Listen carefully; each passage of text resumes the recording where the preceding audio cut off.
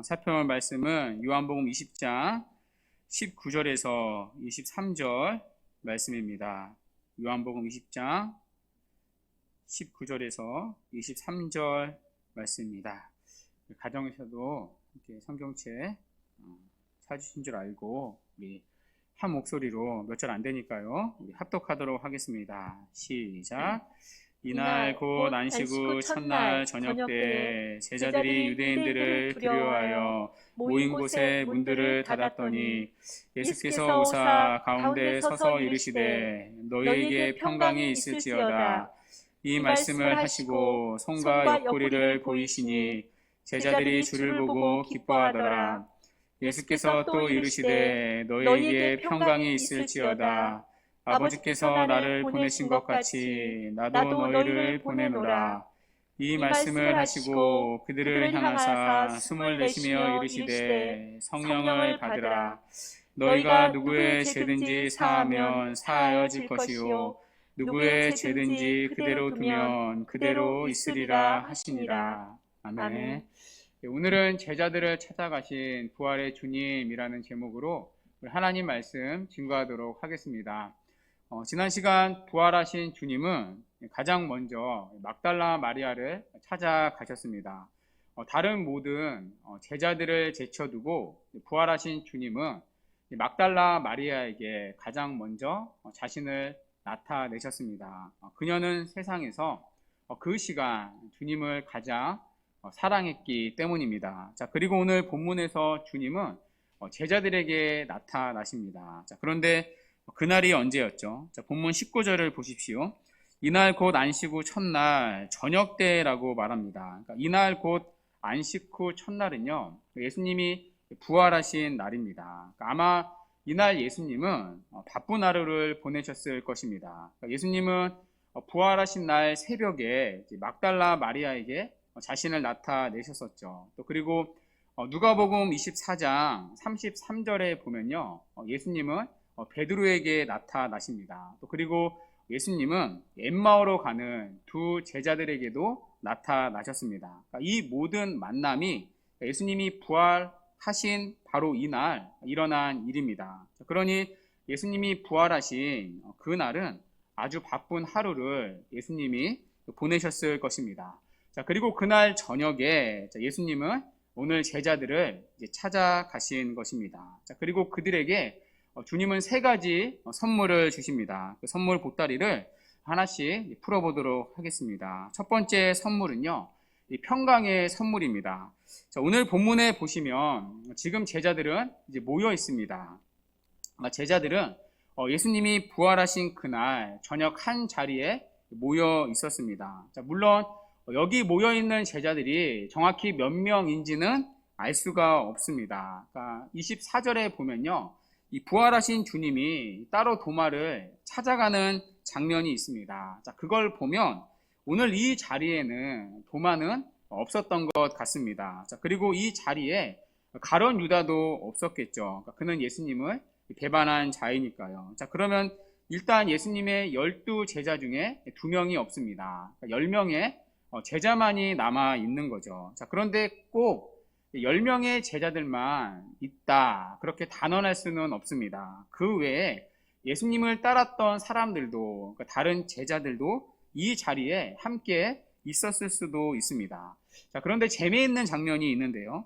자, 이 제자들이 지금 어떻게 모여 있죠? 자, 문을 닫고 모여 있습니다. 여기 문을 닫았다라는 말은요, 헬라어로 보면 문을 잠궜다라는 뜻입니다. 그러니까 집에 있는 문이라는 문들은 싹 다 잠궜다는 것이죠. 자, 왜입니까?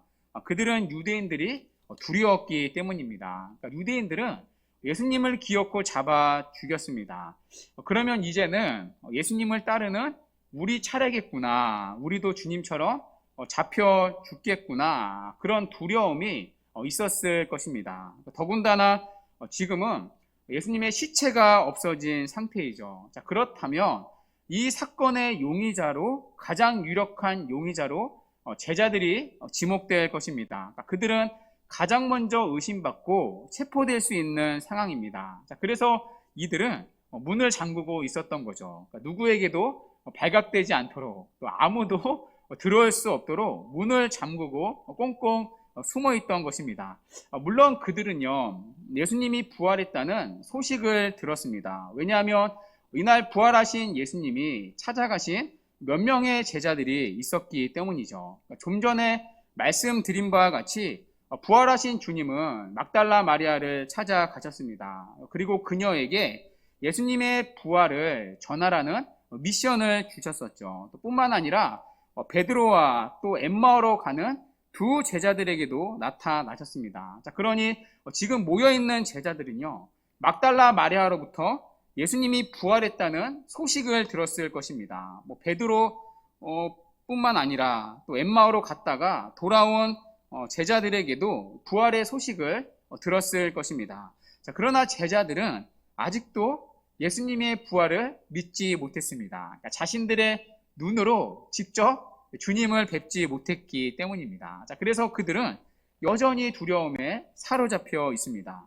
자, 그런데요, 제자들의 마음을 사로잡고 있던 것은 유대인들에 대한 두려움뿐만은 아니었을 것입니다. 자, 그들 안에는요, 예수님에 대한 죄책감도 있었을 것입니다. 또 뿐만 아니라 실패감과 좌절감도 함께 있었을 것입니다.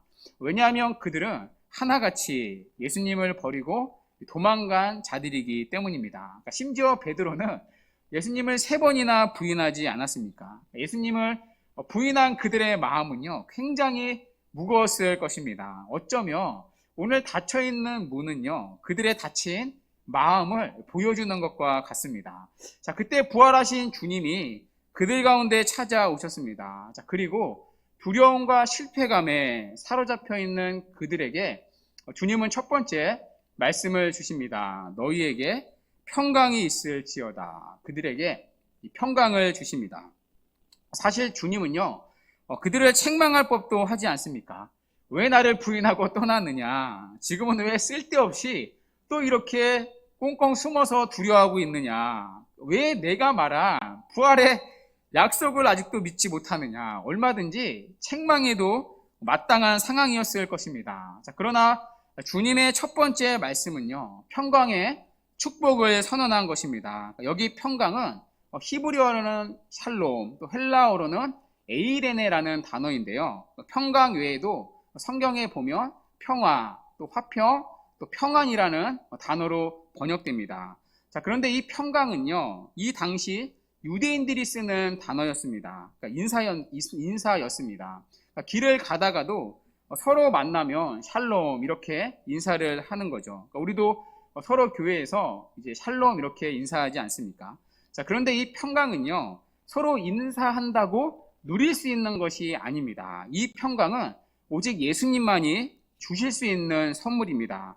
첫사람 아담이 범죄한 이유로 모든 인류는 이 평강을 잃어버렸기 때문입니다. 왜냐하면 죄인은 거룩하신 하나님과 평화를 누릴 수 없기 때문입니다. 오히려 죄인은 하나님의 진노밖에 받을 것이 없습니다. 그러니까 죄인과 하나님 사이에는 도무지 평화라는 단어는 있을 수 없습니다. 자, 그러나 주님께서 십자가에서 이루신 일이 무엇입니까? 사도 바울은요, 골로새서 1장 20절에서 그의 십자가의 피로 화평을 이루었다고 말합니다. 그러니까 주님께서 십자가에서 이루신 일은 화목이었습니다. 그러니까 하나님과 우리의 화목이었다는 거죠. 그러니까 주님은 십자가에서 하나님과 우리를 가로막고 있는 죄의 모든 문제를 다 해결하셨기 때문입니다. 자, 그래서 주님이 십자가에 달리셨을 때 내가 다 이루었다 그렇게 말씀하신 것 아닙니까? 그러니까 십자가에서 우리와 하나님 사이에 화목이 일어난 것입니다. 자, 그 결과 하나님을 믿는 하나님의 자녀들은 하나님과 더불어 화평을 누립니다. 이것을 사도 바울은요, 로마서 5장 1절에서 이렇게 말씀한 바 있습니다. 그러므로 우리가 믿음으로 의롭다 하심을 받았으니 우리 주 예수 그리스도로 말미암아 하나님과 화평을 누리자. 이것이 바로 주님께서 오늘 말씀하신 평강의 의미입니다. 하나님과의 회복된 관계에서 누리는 평강이죠. 이 잃어버린 평강을 오늘 주님은 제자들에게 선물로 주셨던 것입니다. 자, 그리고 이것을요, 주님은 이미 말씀하신 적이 있으십니다. 자, 요한복음 14장 27절 말씀인데요. 이 구절은 우리 가정에서 함께 읽어볼까요? 시작. 평안을 너희에게 끼치노니 곧 나의 평안을 너희에게 주노라. 내가 너희에게 주는 것은 세상이 주는 것과 같이 아니하니라. 너희는 마음에 근심하지도 말고 두려워하지도 말라. 아멘. 세상이 주는 것과 같지 않은 평안을 너희에게 주시겠다 약속하셨습니다. 그러니까 세상이 주는 평안은요, 환경에 지배되는 평안이죠. 환경이 좋으면 평안을 누립니다. 또 반대로 환경이 나쁘면 평안을 빼앗깁니다. 그러니까 세상이 주는 평안은요, 일시적인 평안에 불과합니다. 자, 그러나 주님이 주시는 평안은요, 세상이 주는 것과 같지 않은 평안을 주신다 하십니다. 환경에 지배되지 않는 영원하고 참된 평안을 약속하셨습니다. 자, 그 약속의 성취가 오늘 본문에서 선포되는 것입니다. 자, 그래서 오늘 본문의 상황을 다시 보십시오. 여러분, 오늘 제자들이 왜 두려워했습니까? 자신들을 잡아갈 유대인들 때문이었죠. 자, 그런데 어떻게 이들이 평안을 누릴 수 있습니까? 유대인들이 갑자기 잡으러 오지 않는다는 소식을 들어서였습니까? 지금 이들에게요, 환경은 변한 것이 하나도 없습니다. 앞으로도요, 변하지 않을 겁니다. 이들은 지금 잡혀갈 확률이 전혀 줄지 않았습니다. 오히려 사도행전에 보면요, 이들은 유대인들에 의해 굉장한 핍박을 받게 됩니다. 자, 그러나 그들은 오히려 평강을 누립니다. 자, 왜입니까? 그들은 십자가에 죽으시고 부활하신 예수님으로 말미암아 하나님과의 관계가 회복되었기 때문입니다. 회복된 하나님과의 관계로부터 평강을 누리는 것입니다. 자, 그러므로 지금 요한이 말하는 예수님이 약속한 평강이 무엇이죠? 그리스도인들은 상황에 의해 평강을 누리는 자들이 아니라는 것입니다. 상황에 관계없이 평강을 누리는 독특한 유일한 존재가 바로 예수 그리스도를 믿는 성도라는 것입니다. 왜냐하면 우리가 믿는 예수님은 죽음에서 부활하심으로 지금도 살아계신 하나님이시기 때문입니다. 그리고 그 하나님은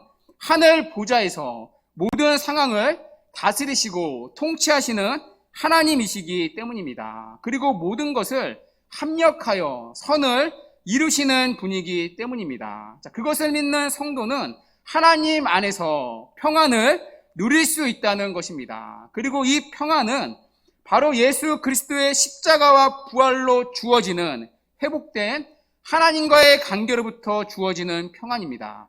자, 오늘 부활하신 주님은 이 평강을 그들에게 선물로 주셨던 것입니다. 자, 두 번째, 부활하신 주님이 제자들에게 주신 선물은 기쁨이라는 선물입니다. 자, 본문 20절인데요. 우리 20절 우리 가정에서도 함께 읽도록 하겠습니다. 시작. 이 말씀을 하시고 손과 옆구리를 보이시니 제자들이 주를 보고 기뻐하더라. 아멘. 자, 주님은 단순히요, 평강의 선물만 주신 것이 아닙니다. 자, 그들에게 친히 손과 옆구리를 보여주셨습니다. 자, 여기에는 이유가 있겠죠. 자, 앞에 19절에 보면 제자들은 문을 잠그고 있었습니다. 자, 그런데 예수님이 문을 열고 들어가신 게 아니었죠. 똑똑 문을 두드리고 또 제자들이 열어줘서 들어간 게 아닙니다. 그러니까 잠긴 문을 통과하듯이 그들 가운데 쑥 들어가신 것이죠. 자, 그러니 그들의 입장에서는 얼마나 놀랐겠습니까? 그 놀랬던 장면이 실제로 누가복음 24장 37절에 기록되어 있는데요. 자, 이렇게 기록되어 있습니다. 그들이 놀라고 무서워하여 그 보는 것을 영어로 생각하는지라. 자, 뭘로 생각하는지라?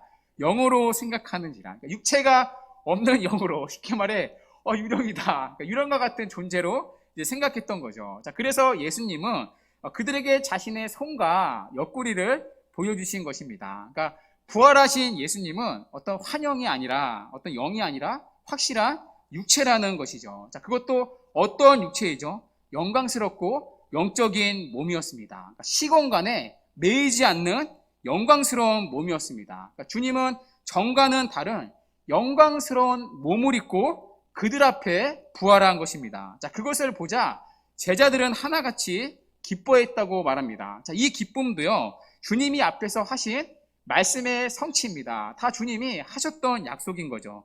자, 주님은 앞에서 기쁨에 대한 약속을 몇 차례 이미 하셨는데요. 자, 한 구절만 살펴볼까요? 자, 요한복음 16장 22절 말씀입니다. 자, 가정에서 함께 읽겠습니다. 시작. 지금 너희가 근심하나 내가 다시 너희를 보리니 너희 마음이 기쁠 것이요 너희 기쁨을 빼앗을 자가 없으리라. 아멘. 자, 이 말씀이요 오늘 그대로 그들에게 성취된 것입니다. 그러니까 그들은 주님이 잡히시고 죽으시자 근심에 사로잡혀 있었습니다. 다 끝났다. 이제는 다 끝났구나. 자, 그러나 이 약속의 말씀대로 주님은 그들에게 다시 나타내 보이셨습니다. 자, 그것도요 부활의 영광스러운 몸을 입고 다시 보이셨습니다. 자, 그래서 그들은 이 약속의 말씀대로 지금 기쁨을 누리는 것입니다. 그러니까 두려움이 변하여 기쁨이 된 것이죠. 자, 이 기쁨 역시 그들에게는 빼앗을 자가 없는, 빼앗길 수 없는 기쁨이라 하십니다. 자, 왜냐하면 그들도 부활하신 주님처럼 영광스러운 몸으로 부활할 것을 알았기 때문입니다. 자, 그러니 부활하신 주님을 배웠을 때 여러분 얼마나 이들이 기뻤겠습니까? 자, 우리도 주님처럼 정말 죽으면 끝이 아니구나. 다시 부활할 것이구나. 그것도 새 하늘과 새 땅에 적합한 영광스러운 몸으로, 영원한 몸으로 우리도 부활할 것이구나. 그러니까 이들은 이때 정말 넘치는 기쁨을 누렸을 것입니다. 그러니까 이 영원한 소망의 기쁨을 부활하신 주님은 그들에게 선물로 주셨던 것입니다. 자, 세 번째 부활하신 주님이 그들에게 주신 선물은 사명이라는 선물입니다. 자, 본문 21절인데요. 우리 21절 우리 함께 읽도록 하겠습니다. 시작. 예수께서 또 이르시되 너희에게 평강이 있을지어다. 아버지께서 나를 보내신 것 같이 나도 너희를 보내노라. 아멘. 아멘. 자, 부활하신 주님은요 제자들에게 또다시 평강의 메시지를 주십니다. 자, 그런데 평강을 주시고 바로 떠나지 않으십니다. 자, 그들을요 세상에 보내십니다. 자, 그런데 이 보내심이 어떤 보내심이죠?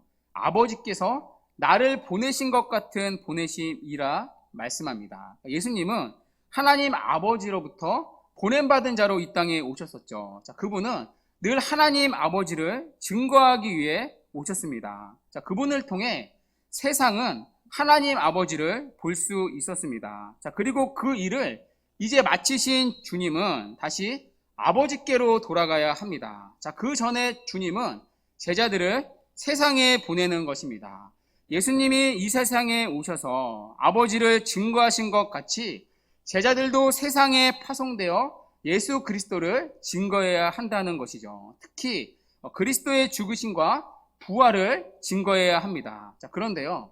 자, 이들이 보냄받은 세상이 어떠한 세상입니까? 하나님을 대적하고 핍박하는 세상입니다. 자, 주님은 우리를 푸른 초장으로 보내시는 게 아닙니다. 우리가 복음을 증거하며 세상이 다 아멘하고 기쁨으로 받아들이는 그런 세상으로 우리를 보내신 게 아닙니다. 오히려 누가복음 10장에 보시면 주님은 어린 양 같은 우리를 이리 속으로 보낸다고 하십니다. 자, 그러니 이 사명을 감당하는 것이 결코 쉬운 일이 아닙니다. 그러니까 복음을 전할 때마다 오히려 핍박을 받게 될 것입니다. 낙심을 경험할 것입니다. 때로는 그만두고 싶은 절망감도 들게 될 것입니다. 때로는 세상에 동화되어 세상으로 나가고 싶은 유혹도 들게 될 것입니다. 그러니까 우리의 힘으로는 이 일을 도무지 감당할 수 없습니다. 자, 더군다나 지금 사명을 받은 제자들은 어떤 자들입니까? 두려워하여 문 뒤에 숨어있던 자들입니다. 그러니까 부활의 증인들이 되기에는 너무나도 부적절한 자들이죠. 자, 주님은요 그들의 이런 약함을 아셨습니다. 그래서 주님은 제자들을 보내실 때 이 사명만 주신 것이 아니라 사명을 감당할 수 있는 능력도 함께 주십니다. 자, 두 가지를 주시는데요. 자, 첫 번째 바로 성령의 도우심을 주십니다. 자, 본문 22절인데요. 우리 22절 함께 가정에서도 읽도록 하겠습니다. 시작. 이 말씀을 하시고 그들을 향하사 숨을 내쉬며 이르시되 성령을 받으라. 아멘. 여러분 이 구절이 좀 어려운데요. 여기 숨을 내쉬면은요. 신약 성경에서 딱 한 번 여기에만 나옵니다. 자, 그런데 이 숨을 내쉬며가 오버랩 때는 구약에 두 그림이 있습니다. 하나는 창세기 2장 7절의 그림인데요. 자, 제가 한번 읽어볼게요. 여호와 하나님이 땅의 흙으로 사람을 지으시고 생기를 그 코에 불어 넣으시니 사람이 생명이 된지라. 자, 여기 불어 넣으시니가요, 오늘 본문에 숨을 내쉬며와 같은 단어입니다. 자, 하나님께서 흙으로 사람을 지으셨죠. 자, 그러나 아직까지는 생명이 없는 상태입니다. 자, 그런데 하나님이 사람에게 생명을 불어 넣으심으로 살아있는 생명체가 되게 하셨습니다. 자, 또 한 구절에 있는데요. 에스겔서 37장 9절입니다. 이 구절을 함께 읽어볼까요? 시작. 또 내게 이르시되 인자여 너는 생기를 향하여 대언하라. 생기에게 대언하여 이르기를 주 여호와께서 이같이 말씀하시기를 생기야 사방에서부터 와서 이 죽음을 당한 자에게 불어서 살아나게 하셨다 하라. 아멘. 자, 여기 불어서 살아나게 하셨다의 불어서가요, 오늘 본문에 숨을 내쉬며와 같은 단어입니다. 자, 골짜기에 무수히 마른 뼈들이 있습니다. 자, 그만큼 소생이 불가능한 죽은 자라는 거죠. 자, 그 마른 뼈들에게 생기가 불어질 때 마른 뼈들이 살아나게 되었습니다. 여러분, 지금 이 구약의 두 구절의 공통점이 보이십니까? 이 두 구절에서 숨을 내쉬며가 하나같이 어떤 상태에서 쓰인 단어이죠? 죽은 것에 생명을 부여할 때 쓰였던 단어입니다. 자, 오늘 예수님의 제자들은요, 예수님을 담대하게 증거할 실력이 없습니다. 자, 오히려 이들은요, 예수 그리스도를 드러내기는커녕 유대인들이 두려워서 문을 잠그고 꽁꽁 숨어 있습니다. 자, 그들은 마치 죽은 사람처럼 숨죽여 있습니다. 마치 영적인 생명의 호흡이 다 끊어진 것처럼 죽은 자와 다름이 없습니다. 그러니까 숨을 쉬지 못할 정도로 이들은 두려움과 흑암 가운데 사로잡혀 있었던 거죠. 자, 그런 이들에게 부활하신 예수님이 다시 오셔서 숨을 내쉬며 성령을 받으라고 하십니다. 그러니까 죽어가는 그들에게 영적인 생명을 소생시켜 주셨던 것입니다. 다 죽어가는 그들에게 생명을 불어 넣어 주심으로 새로운 사람이 되게 하셨다는 것입니다. 자, 결국 주님께서 숨을 내쉬며 성령을 받으라고 하신 것은 무엇이죠? 바로 세상으로 보냄을 받은 그들에게 성령을 주심으로 그 일을 할 수 있는 살아있는 존재로 그들을 새롭게 창조하신 것입니다. 그러니까 성령이 없이는 그들은 이 사명을 도무지 감당할 길이 없기 때문입니다. 자, 물론 이 성령은요, 오순절 성령 강림 때 임합니다. 자, 그때 제자들은 오늘 주님의 말씀처럼 그리스도의 증인으로 새롭게 태어납니다. 그때부터 그들은요, 그리스도를 담대하게 전하기 시작합니다. 자, 그때 일어날 오순절 성령 강림을 지금 주님은 여기서 상징적으로 보여주는 것입니다. 자, 그리고 또 한 가지 그들에게 주신 것이 있는데요. 자, 바로 제사함을 선포하는 권세입니다. 자, 본문 23절인데요. 우리 23절 가정에서도 함께 읽도록 하겠습니다. 시작. 너희가 누구의 죄든지 사하면 사하질 것이요 누구의 죄든지 그대로 두면 그대로 있으리라 하시니라. 아멘. 자, 이 구절을요, 우리가 좀 조심해야 하는데요. 자, 이 구절은 제사함의 권세를 말하는 것이 아닙니다. 그러니까 예수님이 제자들에게 제사함의 권세를 주셨다는 뜻이 아닙니다. 자, 여러분, 제사함의 권세는 누구에게만 있죠? 오직 하나님께만 있습니다. 그러니까 오직 하나님만이 우리의 죄를 사하시는 분입니다. 우리에게는요, 누군가의 죄를 사해 줄 수 있는 능력 자체가 우리에게는 없습니다. 자, 그러면 오늘 제자들에게 주신 이 23절의 권세는 어떤 권세이죠? 죄 사함의 권세가 아니라 죄 사함을 선포하는 권세입니다. 그러니까 하나님께서 이미 죄를 사하셨음을 선언하는 권세입니다. 자, 그러나 카톨릭은요, 이 구절을 지금까지도 오해합니다. 그러니까 이 구절을 죄사함의 권세로 오해를 하는 거죠. 그래서 이 구절을 가지고 이상한 교리를 만들어서 지금까지도 하고 있는데요. 그 대표적인 예가 바로 고해 성사입니다. 그러니까 신자들이 신부에게 가서 자신의 죄를 고합니다. 그러면 듣고 신부가 죄사함의 권세를 행하는 거죠. 자, 그게 고해 성사이죠.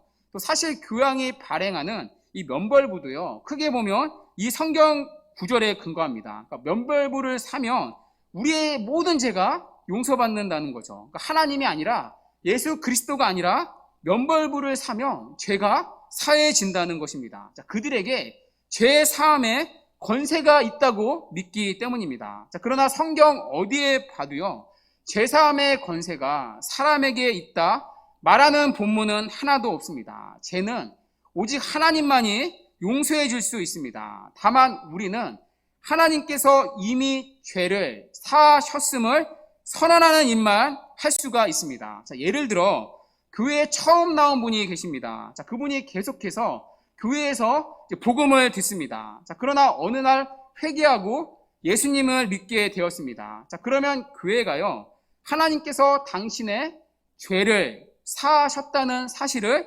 공적으로 선포합니다. 자, 그리고 그를 교회의 회원으로 받아들입니다. 여러분, 그것이 바로 세례 아닙니까? 그러니까 교회에게 주신 죄 사함을 선포하는 권세를 공적으로 행하는 거죠. 여러분, 이것은요, 우리에게 굉장히 큰 은혜요 특권입니다. 그렇지 않으면요, 우리는 늘 의심 속에 빠져 살게 될 것입니다. 그러니까 죄를 지을 때마다 내가 구원받은 사람인가 늘 의심 속에 흔들릴 것입니다. 그런 우리를 하나님께서 긍휼히 여기신 것이죠. 자, 그래서 교회에게 죄 사함의 공적 선포를 행할 수 있는 권세를 주신 것입니다. 그 죄 사함을 선포하는 권세를 통해 복음이 주는 위로와 구원의 확신으로 충만하게 하신 거죠. 자, 반대로 복음을 전해도 끝까지 믿지 않는 자들이 있습니다. 자, 그런 자들은 본래부터 구원의 대상이 아니었다는 것이 드러나는 것입니다. 자, 그런 자들에게 교회는 세례를 베풀지 않습니다. 자, 그러면 그 사람은 오늘 23절의 말씀대로 그냥 그대로 있는 거죠. 결국 그 사람은 심판을 받게 될 것입니다. 자, 이것이 바로 교회에게 주신 죄 사함을 선포하는 권세의 의미입니다. 자, 이처럼 부활하신 주님은요, 오늘 세 가지 선물을 제자들에게 주셨습니다. 자, 그런데요, 우리가 오늘 본문에서 주목해야 할, 놓치지 말아야 할 아주 중요한 표현이 하나 있습니다. 자, 부활하신 주님이 이 세 가지 선물을 몽땅 주신 날이 언제이죠? 자, 19절에 보시면 이날 곧 안식 후 첫날이라고 말합니다. 자, 안식 후 첫날은요, 예수님이 부활한 날입니다. 그리고 이날은 오늘날의 일요일, 주일을 말합니다. 아니, 역사상 첫 번째 주일입니다. 부활하신 주님은 최초의 주일에 제자들에게 찾아오신 것입니다. 자, 그리고 이들에게 세 가지 선물, 잃어버린 평강과 기쁨과 사명을 주셨습니다. 뿐만 아니라 사명을 감당할 수 있도록 성령으로 그들을 충만케 하셨습니다. 자, 그리고 그들에게 죄 사함을 선포하는 권세를 주심으로 날마다 죄에 넘어지는 그들에게 복음의 위로와 기쁨을 누리도록 하셨습니다. 언제요? 안식 후 첫날, 주일에 이 모든 것이 그들에게 주어진 것입니다. 부활하신 주님은 어떤 다른 날이 아니라 주일날 그들에게 이 모든 은혜를 베푸셨던 것입니다. 자, 그런데 이것은요, 여러분 결코 우연이 아닙니다. 어쩌다가 주일이 그냥 걸린 게 아닙니다. 어쩌다가 부활하신 주님이 찾아가셨는데 그날이 하필 주일이었던 게 아닙니다. 자, 오늘 본문 뒤에 27절부터는요, 부활하신 주님이 도마를 찾아가신 장면이 기록되어 있습니다. 자, 오늘 모인 제자들의 모임에는 이 도마가 없었기 때문이죠. 자, 그러면 여러분 한번 생각해 보십시오. 자, 부활하신 주님이 다음날 바로 도마를 찾아가면 되는 것 아닙니까? 그러니까 오늘이 이제 주일이니까요, 다음날 월요일날 도마를 바로 찾아가야 맞는 것 아닙니까? 자, 그런데 26절을 한번 보십시오. 자, 뒤에 나온 26절에 보시면 여러분 주님이 언제 도마를 찾아가시죠? 그 다음날 월요일이 아니라 여드레를 지나서라라고 말합니다. 여드레는요, 오늘 주일부터 시작해서 8일째 되는 날입니다. 자, 그러니까 그 다음 주 주일이 되는 거죠. 그 다음 주 안식 후 첫날 주일입니다. 그러니까 부활하신 주님은 도마를 그 다음날 월요일이 아니라 그 다음 주일에 찾아간 것입니다. 그리고 그 주일날 의심하는 도마에게 확신을 주셨던 것입니다. 여러분 신기하지 않습니까? 그 다음날 월요일이 아니라 굳이 주일날 찾아가십니다. 자, 그런데요. 자, 또 하나 주목해야 할 표현이 있는데요. 요한복음 20장 1절을 한번 보십시오. 자, 여러분 1절은 또 어떻게 시작되죠? 자, 그러나 안식 후 첫날 일찍이라고 말합니다. 안식 후 첫날 일찍은요, 주일을 말합니다. 여러분 지금 요한의 의도가 보이십니까? 주님의 부활이 기록돼 20장 1절부터 어떤 표현이 계속해서 반복되죠? 안식 후 첫날, 안식 후 첫날, 그리고 그 다음 주 안식 후 첫날. 여러분 이해가 되시나요? 주일에가 반복되고 있습니다. 지금 요한은요, 의도적으로 이 표현을 사용하는 것입니다. 부활하신 주님은 주일에 제자들을 찾아가셨다는 것입니다. 그리고 주일에 제자들에게 부활의 은혜를 베푸셨다는 것입니다. 자, 그리고 이때부터 교회는요, 다른 날이 아니라 주일에 모여 예배를 드리기 시작합니다. 자, 그것을 우리는 사도행전의 기록을 통해 확인할 수 있습니다. 자, 사도행전 20장 7절에 보면, 자, 그들은 그 주간에 첫날에 모였다고 말합니다. 자, 개역 한글에 보면요, 안식 후 첫날이라고 되어 있습니다. 그러니까 안식 후 첫날은 언제이죠? 주일이죠. 그러니까 초대 교회도 주일에 모여 예배를 드렸다는 것입니다. 자, 그리고 지금까지 교회는 주님이 부활하신 주일에 예배를 드리고 있습니다. 오늘 예수님의 제자들이 안식 후 첫날에 모였듯이 오늘날 우리도 토요일 안식일이 아니라 안식 후 첫날 주일에 예배를 드립니다. 왜냐하면 부활하신 주님은 주일날 제자들을 찾아가셨기 때문입니다. 찾아가셨을 뿐만이 아니라 다 죽어가는 그들의 영혼을 살리시고 그들이 제자로서 살아갈 수 있도록 능력을 주셨기 때문입니다. 그리고 이런 은혜가 주일날 우리에게 동일하게 지금도 베풀어지고 있다는 것입니다. 자, 그래서 주일은요, 부활하신 주님을 만나는 날입니다. 부활하신 주님이 교회로 모인 우리를 특별히 찾아오시는 날입니다. 제자들과 같이 죽어가는 우리의 영혼이 소생되고 그리스도인으로 살아갈 수 있는 성령의 능력을 공급받는 날이라는 것입니다. 자, 그렇다면 여러분에게 주일은 그런 날이 되고 계십니까? 여러분들에게 주일은 그런 날로 성경적으로 인식되고 있습니까? 그래서 주일이 여러분의 삶의 중심이 되고 계십니까? 물론 우리는요, 주일날 부활하신 주님을 직접 만나지 못합니다. 대신에 우리는 말씀과 성례를 통해 부활하신 주님을 만나고 확신하고 체험할 수 있습니다. 바로 주일의 말입니다. 자, 그래서 칼 트루먼 교수님은 교인들이 상담하러 오면 항상 이렇게 말한다고 합니다. 들어보십시오. 주일날 공예배에 선포되는 하나님의 말씀과 공예배를 통해서 해결되지 못하는 고민은 개인적으로 아무리 열심히 상담해도 해결되지 못합니다. 하나님은 주일 공예배를 통해서 주일날 선포되는 목사의 평범한 말씀을 통해서 우리를 반드시 만나 주신다는 것입니다. 그리고 우리의 문제를 해결해 주신다는 것입니다. 마치 그날 두려워서 문 뒤에 숨어있던 제자들의 모든 문제가 해결된 것처럼 말입니다. 그들의 두려움이 평강과 기쁨으로 변한 것처럼 말입니다. 그리고 다시 그리스도를 증거하는 제자로서 살아갈 수 있는 성령의 능력을 공급받은 것처럼 말입니다. 이것이 바로 주일에 우리에게, 아니 모든 이 땅의 교회에 지금도 일어나는 일입니다. 그리고 이것이 우리가 다른 어떤 날이 아니라 주일을 성수하고 지키는 이유입니다.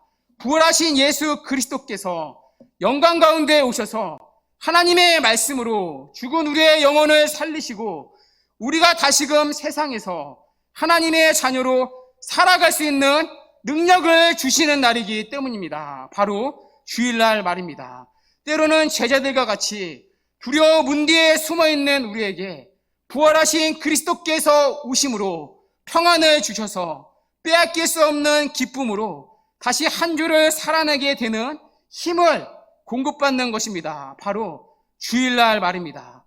때로는 한 주간 하나님의 말씀대로 살아가기는커녕 죄만 잔뜩 쌓아오고 살았던 실패한 우리에게 부활하신 그리스도께서는 교회를 통해 선포되는 죄 사함의 복음을 듣게 하심으로 복음이 주는 참된 위로와 기쁨을 누리게 하시는 것입니다. 바로 주일날 말입니다. 오늘 안식 후 첫날 제자들이 누렸던 은혜를 동일하게 우리 역시 누린다는 것입니다. 아니, 그 은혜가 오늘도 주일날 교회에 베풀어지고 있다는 것입니다. 바로 주일날 말입니다. 그리고 그 은혜로 말미암아 또다시 한 주간 주님을 사랑하며 살아가는 생명이 주어지는 것입니다. 바로 주일날 말입니다. 그럴 때 우리는 아버지께서 나를 보내신 것 같이 나도 너희를 보내리라, 아버지를 증거하는 제자로 살아가게 된다는 것입니다. 바로 주일날 부활하신 주님을 만남으로 말입니다. 주 안에 사랑하는 여러분, 이 주일에 약속된 은혜가 매주일 우리 모두에게 있기를 바랍니다. 주일날 제자들을 찾아오셨던 주님이 우리 모두를 찾아오사 평강과 기쁨과 그리스도의 제자로 살아갈 수 있는 이 회복의 은혜가 있기를 간절히 바랍니다. 이 고백이 우리 모두의 주일에 고백이 되기를 바랍니다. 그래서 주일을 통해 우리 모두가 그리스도의 제자로 세워지고 변화되는 참된 주일의 은혜가 우리 모두에게 있기를 주님의 이름으로 간절히 축원합니다. 아멘.